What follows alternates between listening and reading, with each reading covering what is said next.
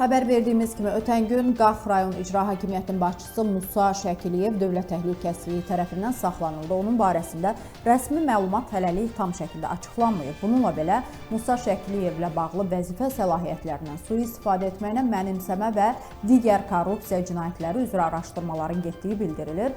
Baku Post azın əldə etdiyi məlumata əsasən rüşvət, korrupsiya və vəzifə səlahiyyətlərindən sui-istifadə ilə bağlı həbslər davam etdiriləcək. Xüsusilə uzun müddət vəzifədə qalan postundan şəxsi maraqları üçün istifadə edən, dövlət vəsaitlərini mənimsəyən, korrupsiya əməlləri ilə seçilən icra başçılarının hədəfdə olduğu bildirilir. Növbəti günlərdə daha bir rayon rəhbərinin saxlanılacağı gözlənilir. Onda qeyd edilək ki, son illər ərzində korrupsiya faktları ilə əlaqədar bir sıra icra başçıları həbs edilib. 2020-ci ildə Neftçala rayonunun sabiq icra başçısı İsmail Vəliyev, Yevlaxın keçmiş icra başçısı Qoca Səmədov, Biləsuvarın sabiq rəhbəri Mahir Quliyev, Ağstafa rayonunun sabiq icra başçısı Nizaməddin Quliyev, İmişli rayonunun keçmiş icra başçısı Vilyam Hacıyev, Kürdəmir rayonunun sabiq icra başçısı Ceyhun Cəfərov, Şəmkirin sabiq icra başçısı Alim Paşa Məmmədov və digərləri həbs ediliblər.